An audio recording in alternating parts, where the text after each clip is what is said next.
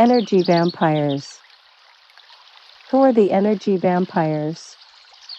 What is energy? Can a person's energy be sucked and drained?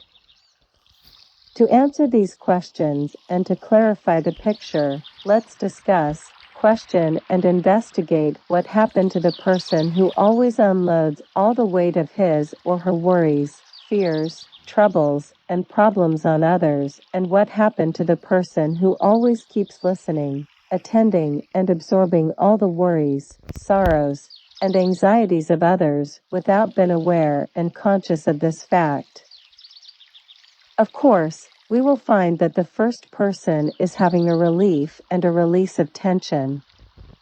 Like a heavy weight been lifted off his shoulders, lighter, comfortable, and secure, while the second person becomes more tired, exhausted, and anxious without experiencing none of those problems in reality.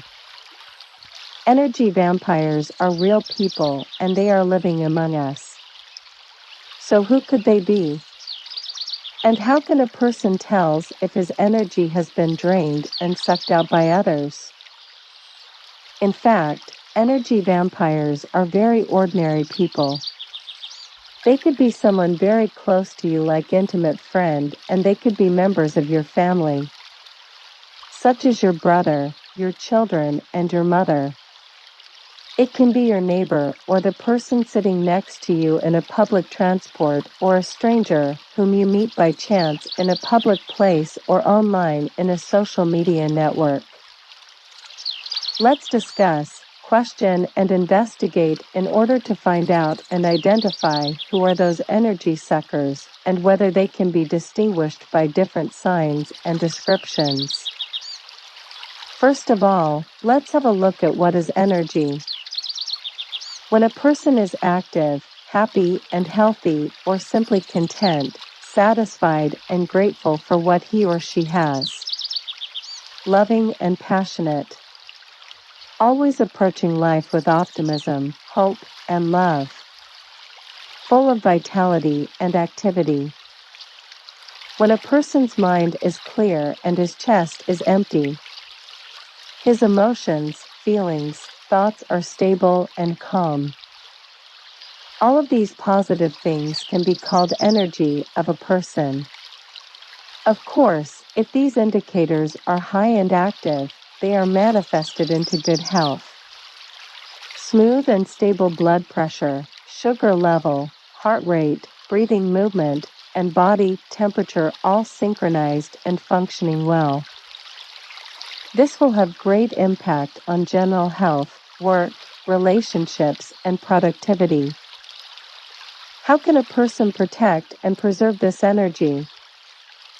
It is very important to notice and realize that energy vampires can also be non-human beings. For example, everyday material things, whether physical or virtual, can also be an energy vampire. As long as it consumes your time, resources, well-being, and burns you out. So, let's investigate together and discuss as friends without any kind of authority and dictations if these material things, such as the means of communication, entertainment, and social media like mobile phones, television, and virtual chat rooms drains and sucks person's energy? How does energy drainage happen? Can a person notice the changes in him or herself from vitality, activity, and energy to fatigue, frustration, and despair?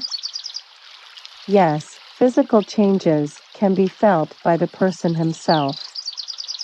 You are the monitor. Feeling is knowing. This is your radar. It is very important to realize and understand that problems, worries, sorrows, and overthinking have an internal and external negative impact on the person.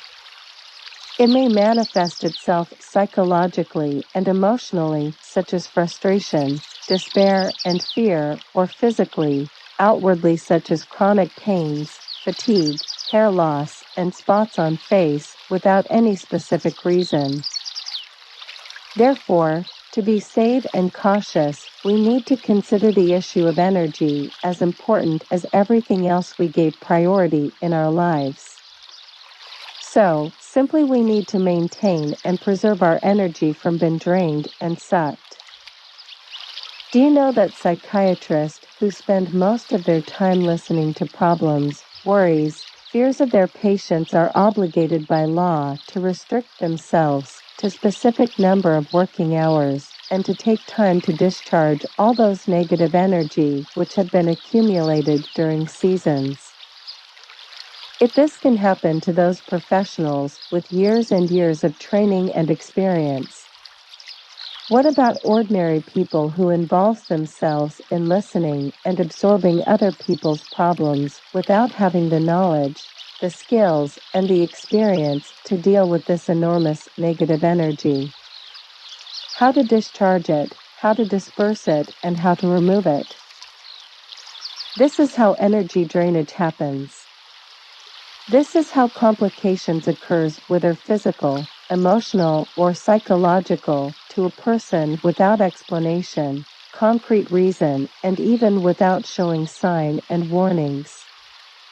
Such people experience sudden crash and burnout, which confuse them more and more for not knowing the sources of this drainages, fatigue, exhaustion, and depression.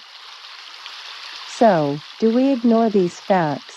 Do we leave them to randomness, to chances and coincidence, or do we take action and initiative and make effort to learn and to go directly to the source?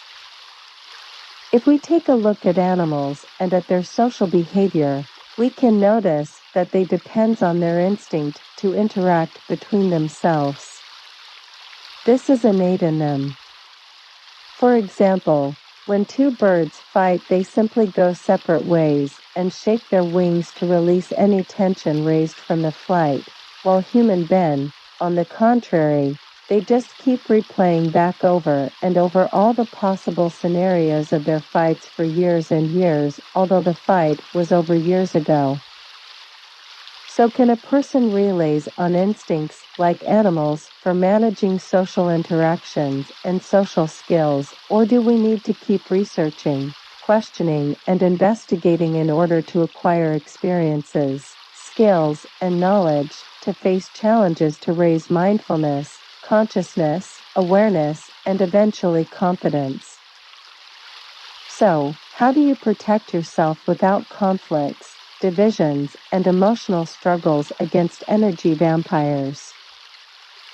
Who can be an abusive person, dominating person, deceiving person, selfish person, opportunistic person, reckless person, ignorant person, narcissistic person, and the exploitative person? Do we assume that all people by default have good intentions, awareness, knowledge, and intelligence, or do we communicate, discuss, and learn the techniques, strategies, and steps that a person can follow to protect him or herself, to coexist with others, and to handle different situations in peace and security? In fact, the personality of individuals are shaped and forged from childhood according to the environment in which he or she lived and based on the things he or she was raised without an awareness and conscious of these conditioning and programming through imitation, repetition, and memorization. Therefore, no one had a hand in the programs and adaptations that he or she was exposed to and grew up with. But once the person becomes adult, he or she becomes responsible for actions and deeds. This is why it is necessary to awaken from childhood imaginations and fantasies and start learning and researching to decondition and detach the mind from any conditioning and programming which causes blockages, knots, and drainages of energy in social interactions. Mindfulness, awareness, consciousness can help to bring back balance, mutual exchange, and cooperation between the two parties, whether a victim or a vampire. Therefore, there will be no conflicts, divisions, separation, and biases. There won't be any kind of exploitation, irregularities, and injustice between the two sides of the dialogue and discussion. Unfortunately, there are many people close to us who are unaware and unconscious. Simply, they unintentionally harm people around them in good faith. This is why it is necessary to communicate, discuss, point out, and provide guidance so that things won't escalate and become more complicated over time. Finally, let us summarize all the questions and inquiries which we have raised and discussed. Physical and mental energy exhausting, draining, sucking is a real fact. Energy vampires are very ordinary people whom you can meet anywhere. They can be family members, close friends, or a complete strange whom you meet online virtually or physically in a public area. Energy, whether positive or negative, is contagious. It can be absorbed, transferred, or simply drained. When a sad and lonely person is in the middle of a party among people who express joy, fun, and happiness, he or she will automatically feel energetic and active. In other words, he or she will refill from their positive energy. On the other hand, negative energy can be transferred from one person to another by simple facts such as dialogue and discussion. Energy exhaustion and drainage can occur simply by meeting and interacting with any negative, hostile, exploitative, and opportunistic person. Unlike animals who relies on their instinct for social interactions, for humans, there is no room for randomness. It is not appropriate to keep waiting for coincidence and luck to change attitude and to take responsibility. Change does not happen automatically, naturally, and instinctively, but it is programmed, adapted, and developed. This is human nature. The human mind is like a sponge. It collects and absorbs everything that's surrounding it. As adult, the person becomes responsible for his or her own actions and words.